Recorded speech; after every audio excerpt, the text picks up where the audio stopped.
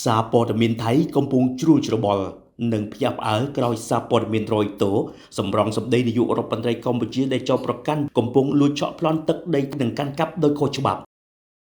ក្រោយពេលនាយករដ្ឋមន្ត្រីកម្ពុជាសម្ដេចមហាបវរធិបតីហ៊ុនម៉ាណែតបានប្រាប់ទីភ្នាក់ងារសារព័ត៌មានរយតូកាលពីថ្ងៃអង្គារមកនៅអាមេរិកថាយោធាថៃកំពុងតែគ្រប់គ្រងនឹងកាន់កាប់ទឹកដីកម្ពុជាដោយខុសច្បាប់ហើយកំពុងតែបង្កបញ្ហារាល់ថ្ងៃនៅក្នុងទឹកដីរបស់កម្ពុជាធ្វើឲ្យអ្នកភូមិកម្ពុជាមិនអាចចូលទៅរស់នៅនិងធ្វើអាជីវកម្មលើដីជាក់ស្ដែងរបស់ពួកគាត់បានយោងសារព័ត៌មាន The Reporter Thai PBS និងសារព័ត៌មានក៏ដូចជាបណ្ដាញសង្គមថៃជាច្រើនកំពុងបង្ហាញអំពីការភ្ញាក់ផ្អើលនិងបានស្ដីបន្ទោសទៅកាន់នាយកណ្ដុលអនុទានចាមវិរគុល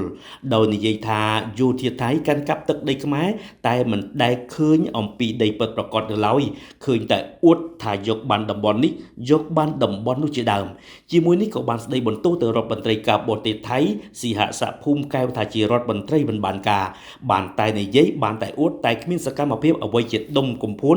ឬចេញជាសាច់ការឡើយហើយតែងតែដើរការទូតក្រោយកម្ពុជាជានិច្ច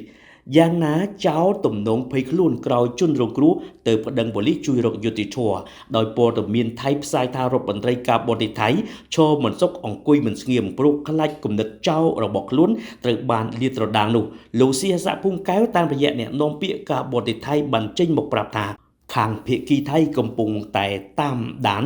និងស្ទើរតែមិនហ៊ានដកដង្ហើមតាក់ទងនឹងសកម្មភាពរបស់នាយករដ្ឋមន្ត្រីកម្ពុជាទៅកាន់សហរដ្ឋអាមេរិករួមនឹងការផ្ដោតកិច្ចសម្ភាសជាមួយសារព័ត៌មានរយតូក៏ដូចជាសកម្មភាពរបស់នាយករដ្ឋមន្ត្រីកម្ពុជាទៅកាន់ប្រទេសបារាំងតាក់ទងនឹងផែនទីបារាំងសៀមលើបញ្ហាព្រំដែនកម្ពុជាថៃដែលថៃសំអាងផែនទីគូសដោយខ្លួនឯង1លើ50000ខណៈកម្ពុជាសំអាងលើផែនទីបារាំងសៀមតាមនីតិដ្ឋាន1លើ200,000